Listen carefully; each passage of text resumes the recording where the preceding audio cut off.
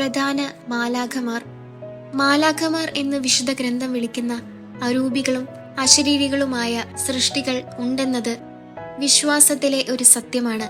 ഇക്കാര്യത്തിൽ വിശുദ്ധ ഗ്രന്ഥം സാക്ഷ്യവും പാരമ്പര്യത്തിന്റെ ഏകകണുമായ അഭിപ്രായവും ഒരുപോലെ വ്യക്തമാണ്. ആരാണവർ? വിശുദ്ധ അഗസ്തിനോസ് പറയുന്നു, മാലാഖ എന്നത് അവരുടെ പ്രകൃതിയെയല്ല, ധർമ്മത്തെയാണ് ധ്വനിപ്പിക്കുന്നത്. അവരുടെ പ്രകൃതിയുടെ നാമധേയം എന്താണെന്ന് ചോദിച്ചാൽ അത് അരൂപി ആണെന്ന് മറുപടി. അവരുടെ ധർമ്മം എന്താണെന്ന് ചോദിച്ചാൽ അവർ മാലാഖ ആണെന്ന് മറുപടി. അങ്ങനെ പ്രകൃതി പരിഗണിച്ചാൽ അരൂപികളും ധർമ്മം പരിഗണിച്ചാൽ അവർ മാലാഖമാർ എന്നും വിളിക്കപ്പെടുന്നു. സ്വർഗസ്ഥനായ എന്റെ പിതാവിന്റെ മുഖം അവർ സദാ ദർശിക്കുന്നതിനാൽ അവിടുത്തെ ആജ്ഞയുടെ സ്വരം അനുസരിച്ച് പ്രവർത്തിക്കുന്നവരാണവർ.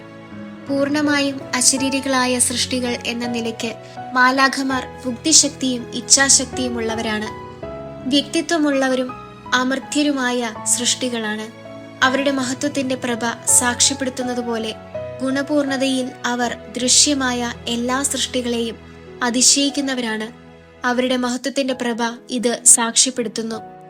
മനുഷ്യരിലും ഉന്നത സ്ഥാനം വഹിക്കുന്ന സ്വർഗീയ ആത്മാക്കളാണ് മാലാഖമാർ. മാലാഖമാർക്ക് ഭൗതികമായ ശരീരമില്ല. അവർ തങ്ങളുടെ നിലനിൽപ്പിനോ പ്രവൃത്തികൾക്കോ ഭൗതികമായ ഒരു വസ്തുവിനെയും അവർ ആശ്രയിക്കുന്നുമില്ല. വിശുദ്ധരിലും ഭിന്നരാണ് മാലാഖമാർ. എണ്ണി തീർക്കുവാൻ കഴിയാത്ത വിധം ബാഹുല്യമുള്ള വ്യക്തികളുടെ കൂട്ടമാണ് മാലാഖ വൃന്ദം. വിശുദ്ധ ഗ്രന്ഥത്തിൽ പരാമർശിച്ചിട്ടുള്ള 9 വൃന്ദങ്ങളിൽ ഒന്നാണ് മുഖ്യദൂതന്മാർ.